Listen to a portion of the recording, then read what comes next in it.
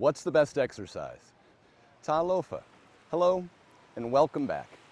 I'm Stan Efferding, coming to you today from the Goat Island Grill at Sadie's by the Sea, a beach resort bordering Pongo Pongo Harbor, one of the deepest harbors in the South Pacific.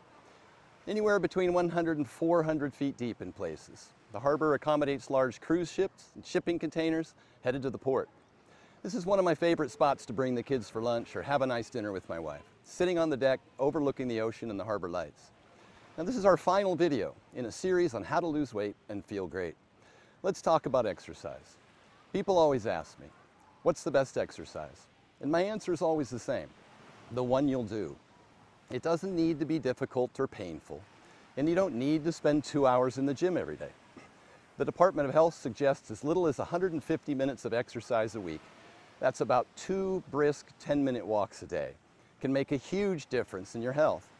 Now you can most certainly do more, but ideally it would be something that you would enjoy so that you'll do it consistently, which is far more important than higher intensity work done periodically, or eventually not at all, because you simply don't enjoy it. Now I suggest taking brief walks after meals, which has a myriad of benefits that I cover in my YouTube video, 10 ways 10-minute walks will change your life. Now I put a link below.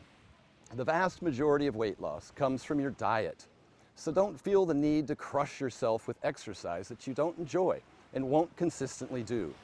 Just be consistent. And of course I have to recommend doing some sort of resistance training as well. Whether that means joining a gym or just doing some air squats and push-ups, your muscles will love you for it. Exercise helps preserve muscle when you're losing weight, supports better mood and sleep, and makes it easier to maintain your weight loss long term. So don't overthink it. Start small, stay consistent, and build from there. Thanks for joining me for this 5-part series. I hope it helps simplify your health journey and has shown you that success doesn't have to be complicated. For coaching or other services I provide, be sure to check out the links below. And if you want to learn more about the island, or maybe even come work out with me, you'll also find a link to the American Samoa Visitors Bureau. See you next time. Fa'afatai.